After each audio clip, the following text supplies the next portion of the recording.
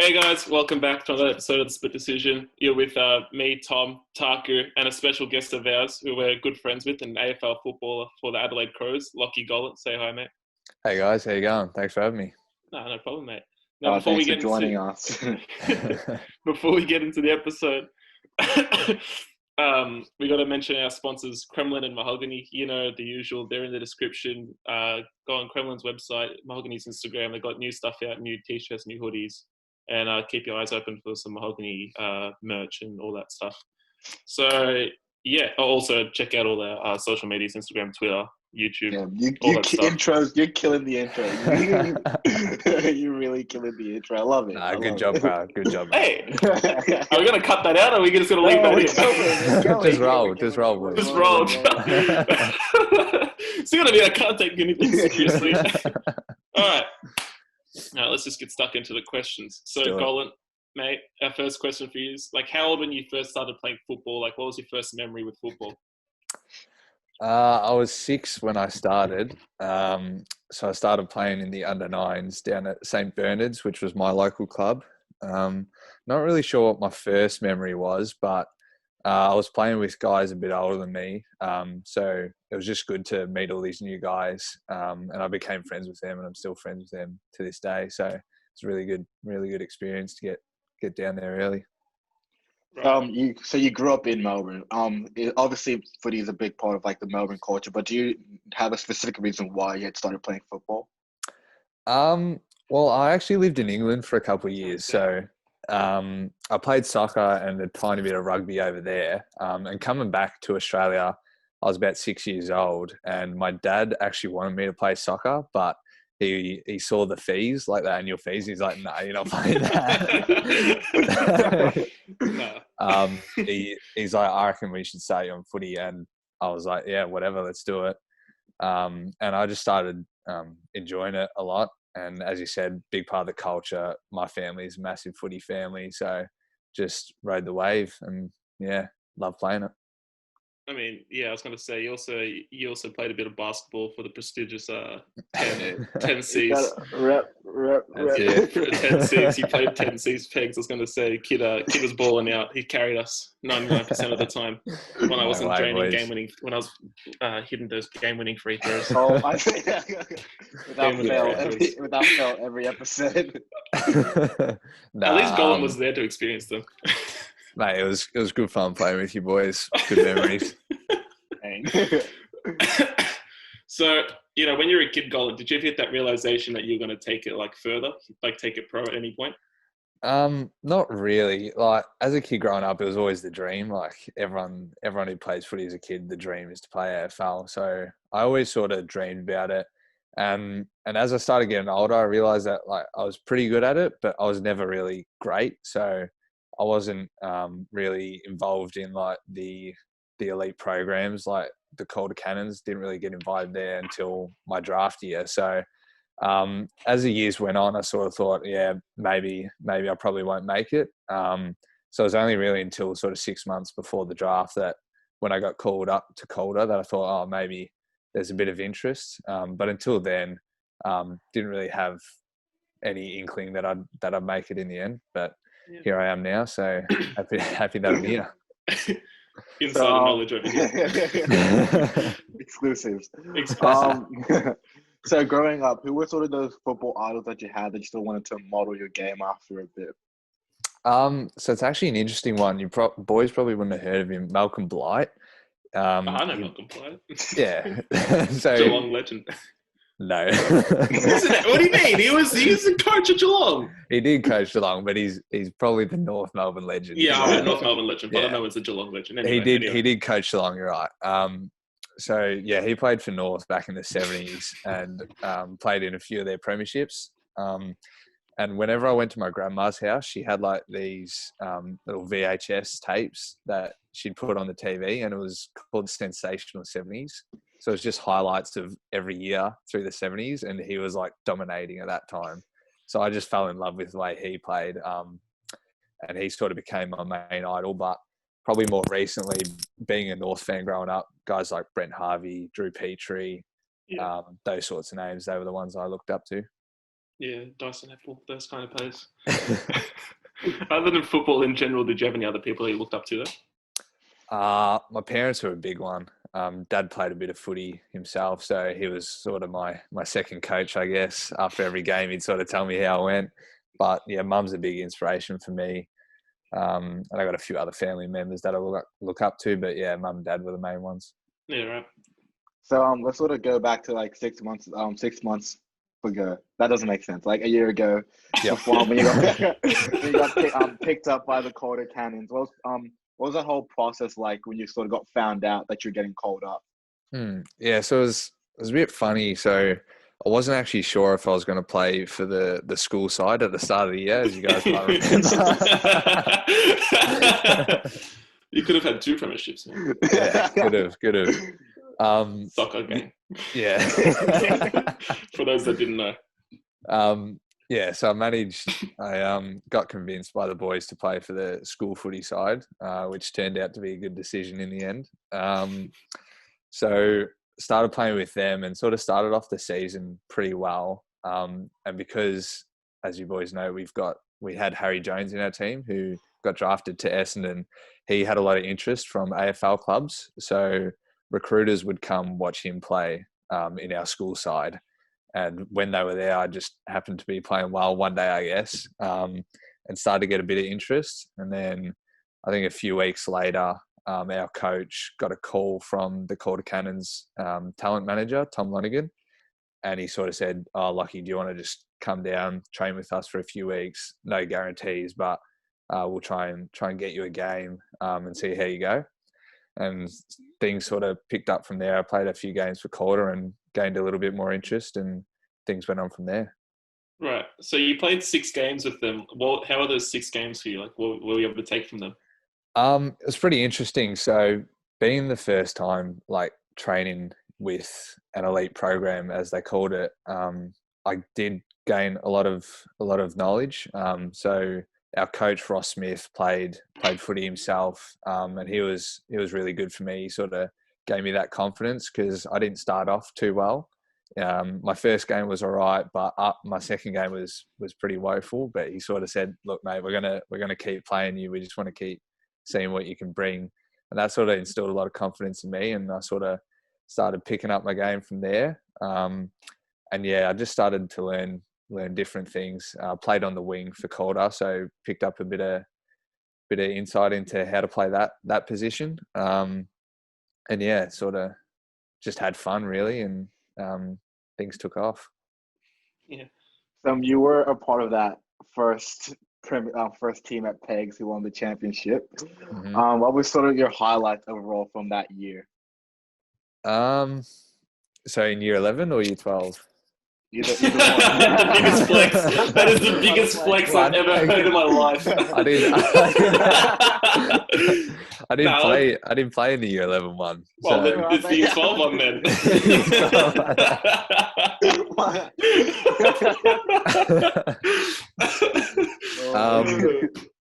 Year 12. So yeah, year 12 was a good year.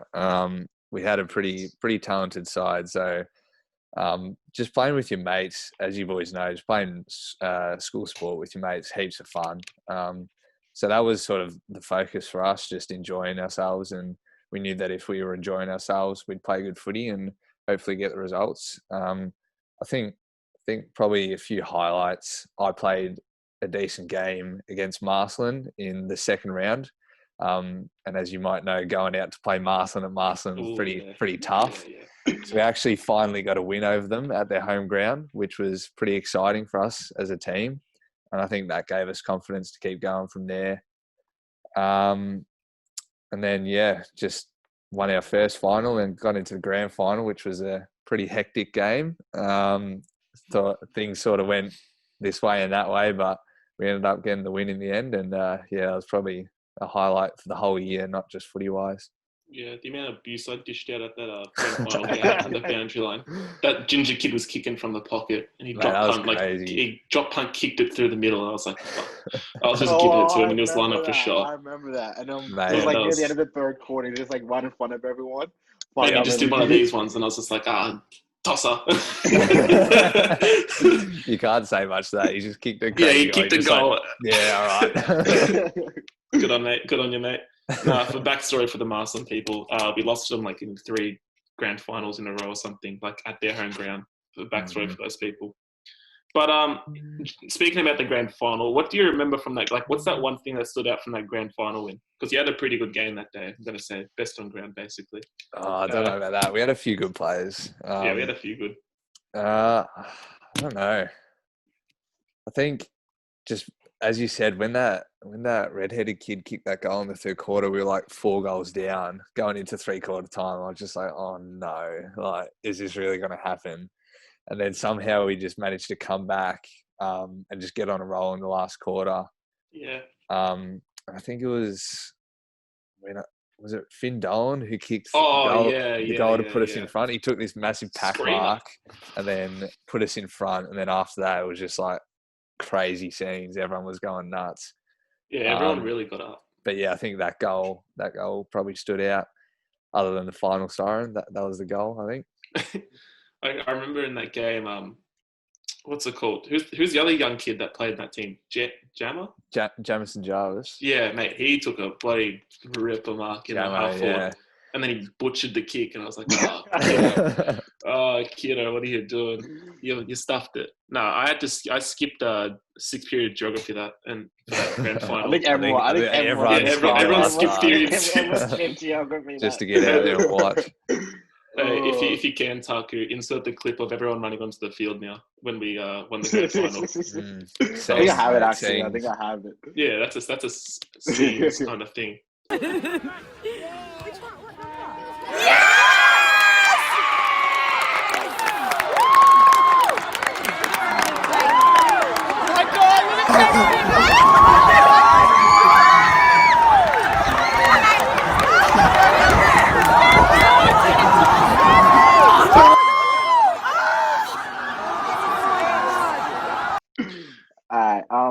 So let's sort of moving on to your sort of drafting process. What was that like, sort of going into like that drafting sort of time frame? Yeah, so as you said, it was probably 5-6 months before the national draft that I started playing with Calder, and then I reckon it would have been the week of the grand final. So mid-August was when I had my first interview with the club. So that was GWS. So I just went and met with them. I was pretty casual, but it was a good experience to sort of get my first interview out of the way. And they asked some interesting questions to sort of figure out what you're about, what kind of person you are. And yeah, it's a good experience. Just for life in general, like any job interview, it's good to sort of go through that and understand what it's all about. And then from there, I met with a few other clubs. But going into the draft, Adelaide was probably the one that myself and my family and my manager thought were the most interested, just in the way they approached the interviews and sort of they were dropping hints here and there. But as everyone says, you don't actually know going into draft night. But what we thought was that I'd get picked up late in the draft and just happened to be a bit earlier than everyone expected. So it was a bit of a surprise in the end. But yeah, it was a good experience for me to go through that whole interview and drafting process. It sort of teaches you a few life lessons, which I've hung on to. Right. So you were the 48th pick of the draft. Like, first of all, like my first question for this is, did you know that you were going to be picked by the Crows before they actually announced the pick? No. So unlike the NFL or maybe the NBA where they give you a call beforehand and go, oh, we're going to pick you up, you don't actually know. I think the top sort of 5, they know that they're going to be picked up. So they're just waiting for their name to be called. But yeah, I had no idea. So as you know, we're actually on our little post exams trip. Post exams trip. Call it schoolies.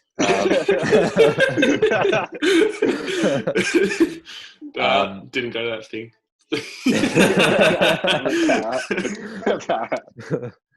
Spain. No, so yeah, I came home early from that, thinking like, I'll go home just in case I get picked up. I didn't really have any expectations going into it. So I was actually just sitting at home on the couch with like mum and dad, just chilling out, just watching it. Like, because it was a 3-day process last year. So it was the top 20 or whatever on the first night, then the rest of the national draft on the second night, then the rookie draft on the third day.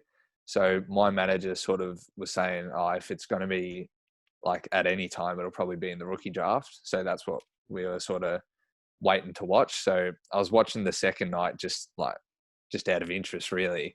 And they just happened to call my name, and we sort of looked at each other like, wait, that's me. Because like we didn't expect it at all. So we're just all like kind of looking at each other like, oh, what do we do now? So yeah, that was a massive surprise, and obviously a pleasant one for me.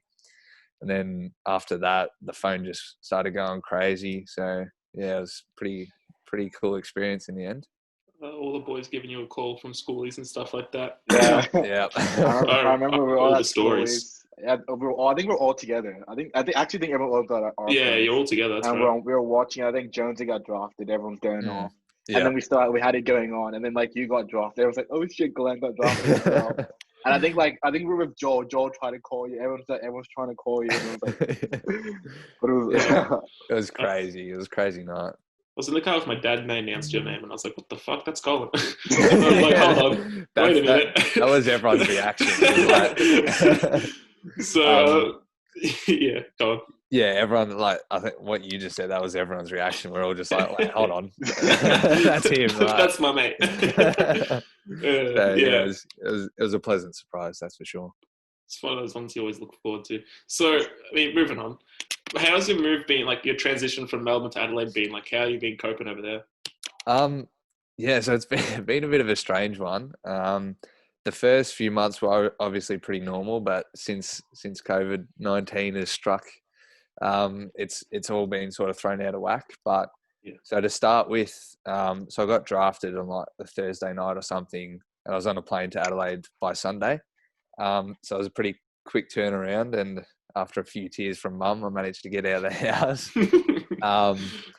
So yeah, I got there, got picked up by 3 of the players that I was staying with. So in your first month, each club sort of does it differently, but I think most clubs do it the way Adelaide does it. In your first month that you're there, you stay with a player to sort of get you involved in all the things that the players do. So I stayed with 3 of the younger boys in their bachelor pad. So not sure if you know them, but Lachie Murphy, Miles Paholke and Elliot Himmelberg. Yeah, he's related to Harry from GWS, so you might know him. So yeah, I stayed with them for the first 3 weeks, and they sort of got me involved with everyone. And that sort of just made it a lot easier for me, being able to spend time with players outside the club and get to know everyone. But the transition itself was pretty easy. Like the guys, everyone at the club, players, staff, everyone was just so welcoming. And that just made it a whole lot easier. So it sort of felt as if like I was going to a place that I'd already been. So it didn't feel like a new environment because they just made it feel so warm and welcome. So that was the first 3 weeks, and then went home for the Christmas break like most players do. And then came back, and since then I've been living with a host family with one of the other draftees, Ronan O'Connor from Perth. So we live here with two Adelaide supporters who like sponsor the club. And yeah, they look after us and do cook, clean, all that for us, which is really handy. And yeah, it's just been a great start to life in Adelaide. Shout out to Adelaide. So has any player sort of taken you under their wing and said, oh, this is how we sort of do stuff? Yeah, so first 3 weeks, one of the guys I was living with, Lachie Murphy, he's a forward line player like myself, so he sort of showed me around the club, looked after me really well. But the other 2 boys were great as well. But since we've sort of really got stuck into it, since we came back from the Christmas break, playing in the forward line, you sort of spend most of the time with the other forwards. So guys like Tom Lynch, Tex Walker, the senior forward line players, they've been huge for me. I've learned heaps of stuff about being a football player, and more specifically a forward from them. And Tom Lynch especially, he sort of taken me under his wing and showed me the ropes a bit, and he just sort of looks after me. But yeah, every senior player, every player at the club, really good guys, and they look after us. Right. So for anyone that hasn't watched a game, Gollant, how would you describe it to them if you were? Right. Okay. Hot-headed. That's the first one I'm going for. Mate, me? Yeah. Describe myself. Oh, I thought you meant describe AFL. No, your game by yourself. Your game. Okay. Not hot-headed. Nah. I'd describe myself as a smart footballer. So I feel like I'm a good ball user. Pretty composed. I like to be in the contest. So as a forward line player, sort of jumping at every ball that comes my way, trying to take a mark, if not just provide a contest. Yeah, not sure what else to say about myself.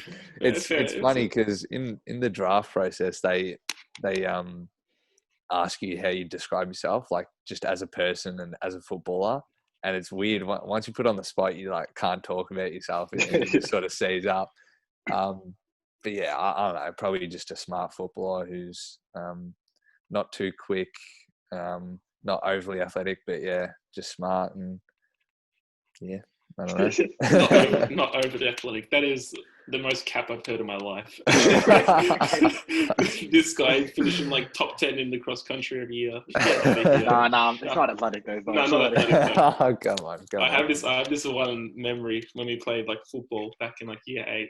And like you just kicked a goal and you look at the biggest player in the field, you just go up to him, you do one of these ones. And then Willow just looks at you and goes, "Gollant, what the fuck are you doing?" I was just like, "Mate, what are you doing?"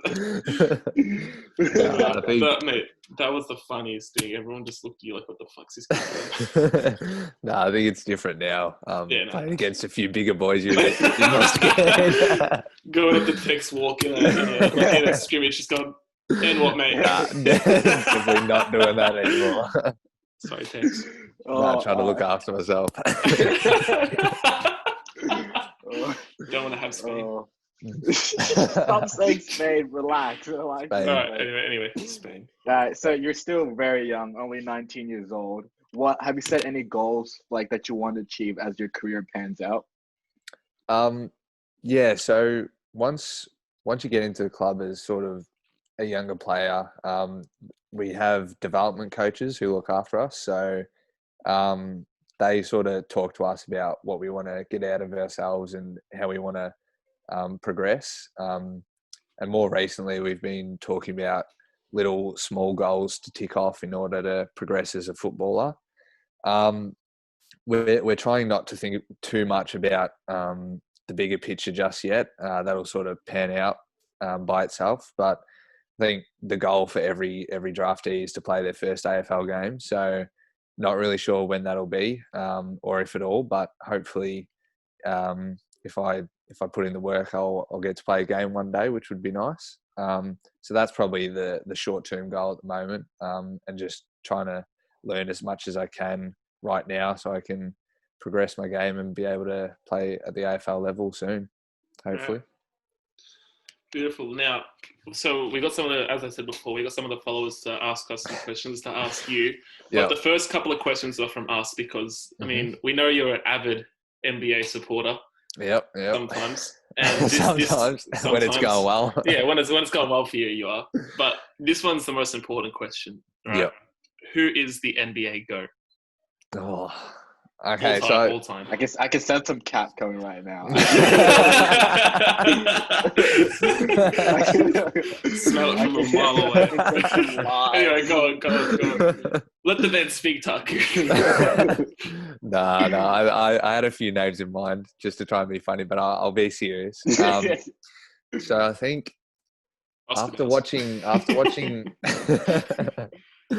watching The Last Dance, I think the GOAT discussion has gone to another level.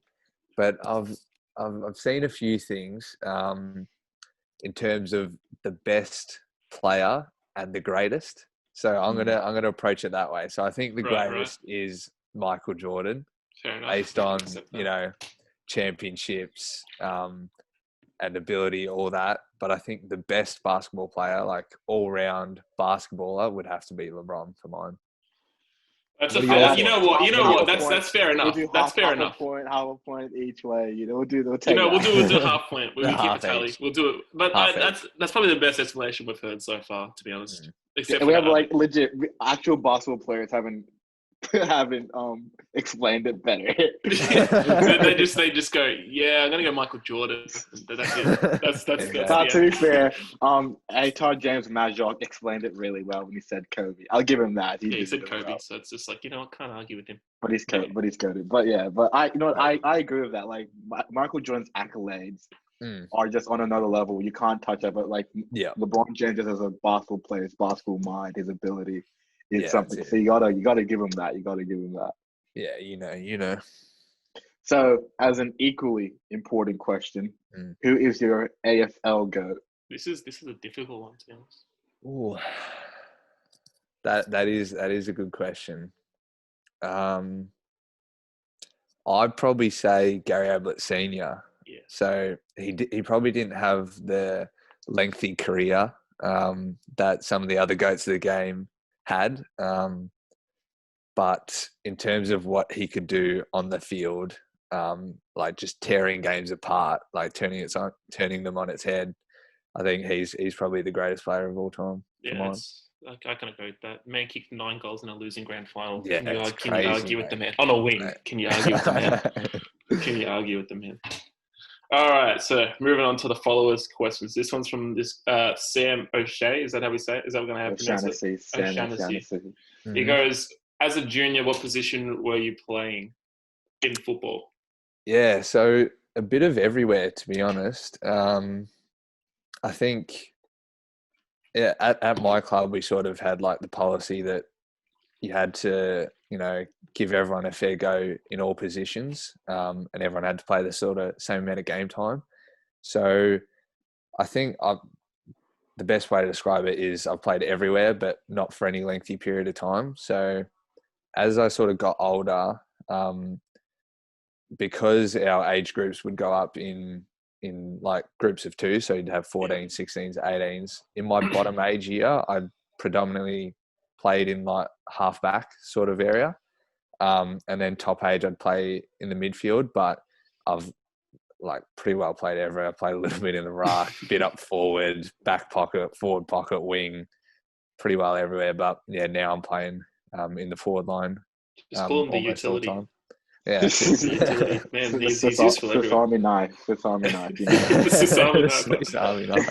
That was gonna stick. That's it. So then next question from Peter Coronius. That's me. Wait, let him speak. He goes, how's the culture been down at the Crows this season? Really good, actually. So I think the outside noise would probably tell you that we're struggling a bit, and we're not going to like shy away from the fact that we're losing games at the moment, and the results haven't come. But internally, we're doing a mountain of work to progress as a football club, both on and off the field. And I think if you were to come inside and see what we've been doing, it's great. So even when we're losing, obviously we're disappointed each week with the result, but the energy around the club and the excitement about how we're progressing is just been on another level. So as a young guy coming in, I've been looked after great by older boys, other players, staff. I can't say a bad thing about it. So I think the culture has been really good. and I think that'll start to come through in results soon enough. Thanks, Peter. Another question from Sam. He goes, in the summer months, how do you keep your body in shape? Right. So as soon as we finish our season, we're given an off-season program to complete. So that'll consist of 3 main running sessions and gym 3 or 4 times a week. So our program doesn't really change too much. It's a slightly lower load, and obviously there's no games to play, but we still run plenty, do football drills as well, and we sort of try and get together in groups to sort of complete the program with each other. But there's no real lengthy time off, so it's pretty easy if you complete the program to stay in shape. Yeah, right. Next question is from John Newitt.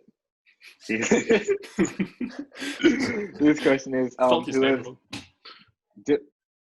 he can't see that. He can't see that. Who have your best mates been at Adelaide? Best mates. So I've spent, as I said, a lot of time with the forward line, but we also spend a lot of time in sort of age groups. So the older boys get looked after. They get the good time slots for gym and meetings and stuff like that. Whereas the younger boys sort of have to hang around a bit longer at the club. So I spend a lot of time with them in their group. So the guy I'm living with, Ronan O'Connor, as I said before, he's a WA boy, and living with him, I obviously spent a lot of time with him. So we get along really well. He's a great bloke, and we look after each other. So him, all the draftees really, Harry Schoenberg, Fisher Mackesy, Josh Worrell, we're getting along really well. So we spend a lot of time both inside and outside the club hanging out. But second year boys, Lachie Scholl, Will Hamill, Chase Jones, Jordan Butts, they're sort of the core group of the younger guys. So we spend a lot of time together and hang out. But there's quite a few funny guys at the club. Tex Walker's one. He's real amusing.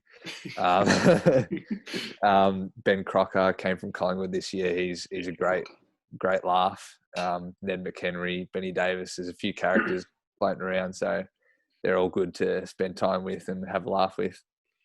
Right. Question from Tom Bowden. He goes, what is your favourite thing to do in your spare time, and why is it watch the West Indies versus English cricket? Bowdo. Bowdo, yeah, I think we all know that Bowdo is the only one that watches West Indies England cricket in his spare time. Oh my God, Bowdo, you're a legend. He's my goalkeeper. Shout out Bowdo. Shout out Bowdo. Shout out Bowdo. Champion goalkeeper. Won us the premiership in soccer. Won us the flag. And goal scorer. Could have been there, Gollant. Could have been part of it. Added. The grand final needed. The granny needed. Jonesy kicked 4 behinds in the grand final. How are you going to call Jonesy like that? Yeah, come on soon. Call Jonesy out. Is he next? Yeah, he's going to be soon, hopefully. Come on, explain yourself, Jonesy. 4 behinds. How's it possible?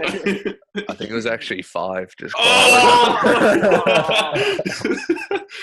what an idiot! How do you play AFL? He carried, mate. He carried in the ruck. Oh. So sort of moving more to like the business side of the league. What was that process behind signing an agent? So it was an interesting one. When I started playing good school footy, I had one of the guys associated with Pegs. He was an old boy. He works with his dad as an agent.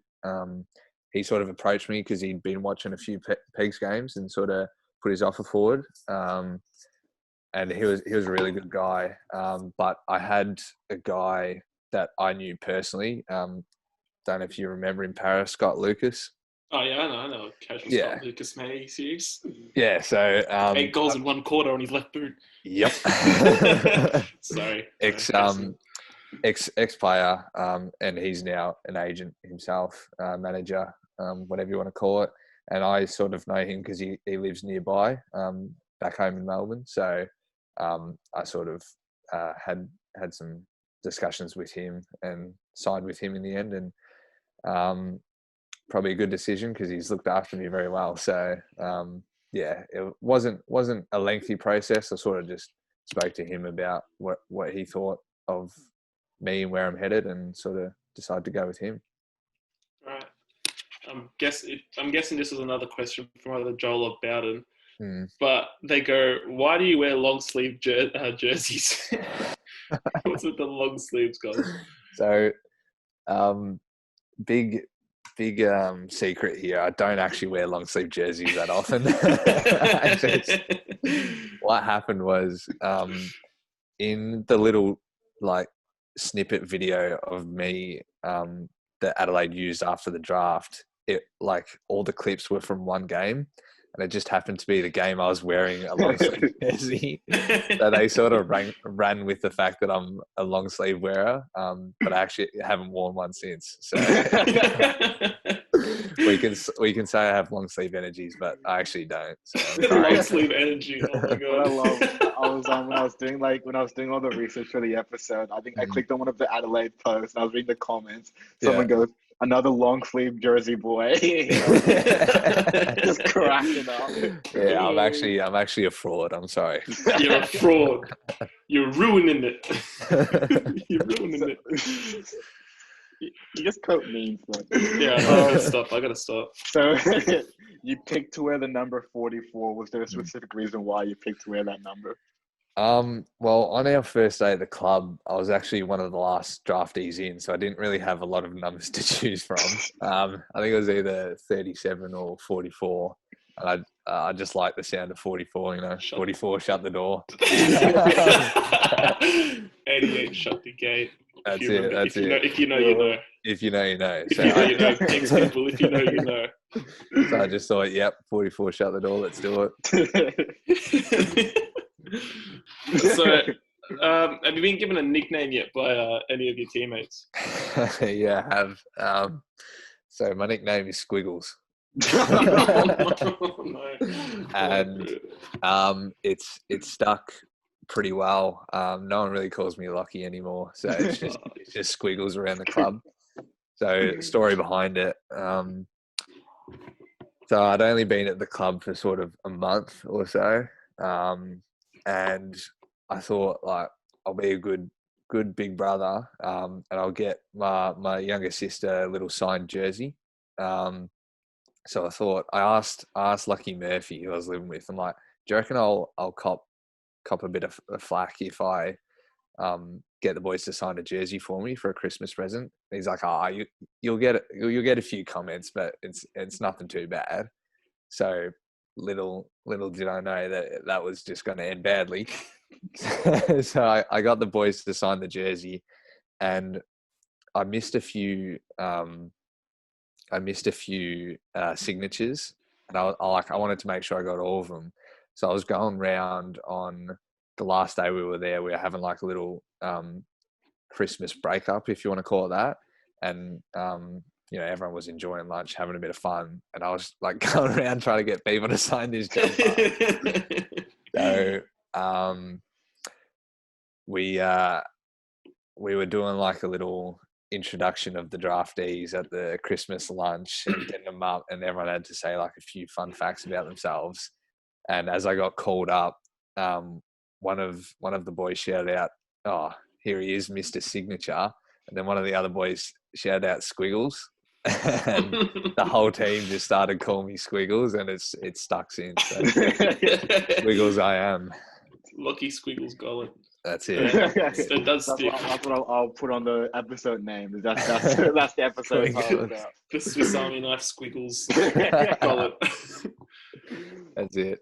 First he had the shtick, now he's Sticker, now he's Sticker. Sticker, now he's Squiggles. I haven't heard that one in a while. Sticker. Sticker. Sticker. Anyway. So you're obviously a rookie. Have you had to perform any rookie duties yet? Not really. There's a bit of stigma about that. Like if you're one of the younger boys, you get sort of told what to do, but not really. I had to burst your bubble, but there's not much that goes on like that. You just Rats. Rats. Nah, it's just sort of like just not getting in the way of the older boys, or else you might get a clip over the year. But yeah, there's no rookie duties really. Yeah, fair enough. So, do you have any like specific pre-game routine that you have to go through? Superstitions. Superstitions. Not really. I was watching your last episode, and I'm nothing like him. I don't really have sort of any like strict thing that I have to do. I don't mind to sleep in before a game. Naps. The nap. It's vital. The nap is vital. Don't sleep on sleep, boys. Don't sleep on sleep. Don't sleep on sleep. That's my new. That's going to be the new slogan for the whatever. I love it. Don't sleep on sleep. This decision. Don't sleep on sleep. 100%. Anyway. Nah, not really. Yeah, I put my socks on before my boots.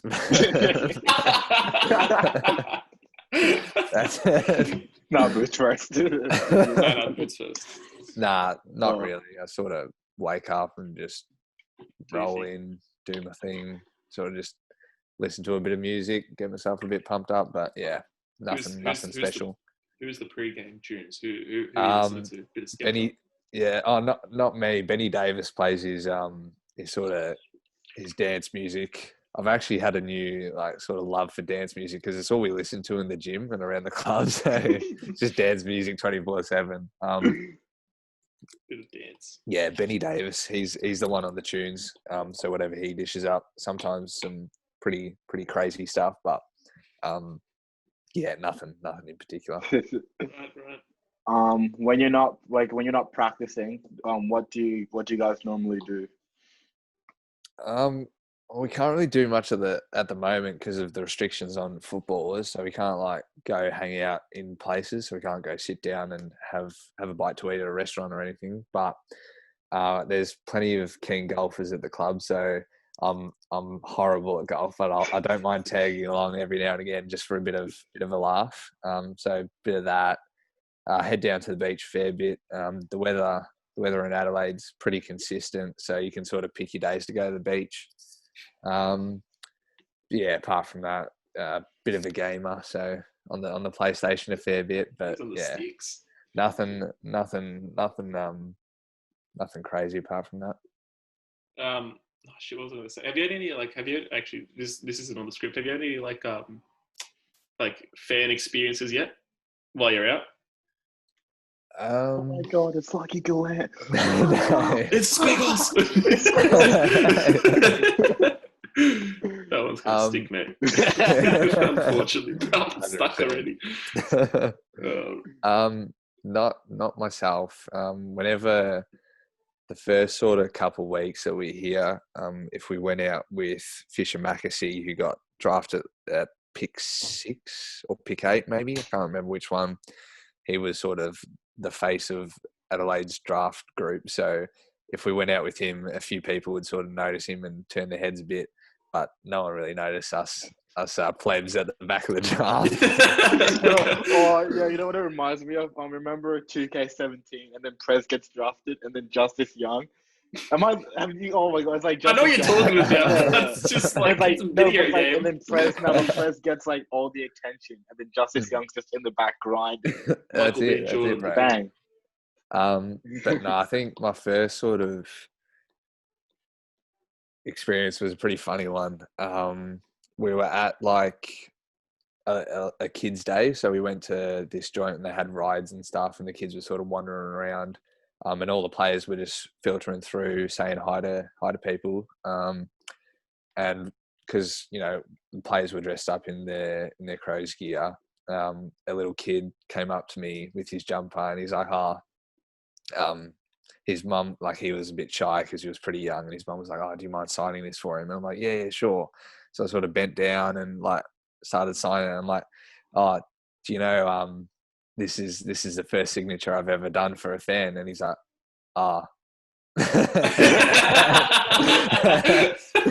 he's like, Yeah. Sick. Okay. Yeah. And then just walked off, and I'm like, okay, fair enough. You don't know who I am. See you later, champ. On your bike, mate. He was trying to rack up numbers. He didn't care. Yeah, that's it. Yeah, it was just all about the signatures, not about the players. Which is fair enough. I was the same too when I was younger, so can't complain. Goes to prep the next day. I mean, hey, look at my signatures. Who's that one? Yeah, who's that? No idea. His first signature, I don't know. Probably just Oh my random. god. Don't remember the name. So, Gollant, we know you're a pretty bright kid off the field. If you were playing footy, what job profession do you reckon you'd be doing? Or what do you reckon you would be doing?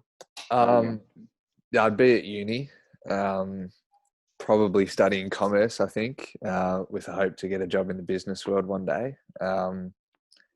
Yeah, just going to uni, and I'd probably still be playing footy, having a bit of fun with that. Spend a bit more time with mates and stuff. But yeah, just going to uni would be my go, I reckon. Awesome. And our final question. As you said, you achieved your dream. You made it to the AFL. Do you have any advice for a young Australian kid out there who's looking to go pro in football in the future? Yeah, just believe in yourself. Don't give up, I think.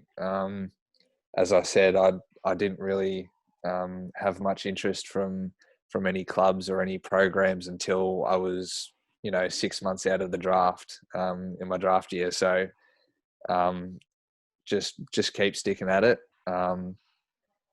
Do your thing, work hard, and hopefully you get lucky like I did.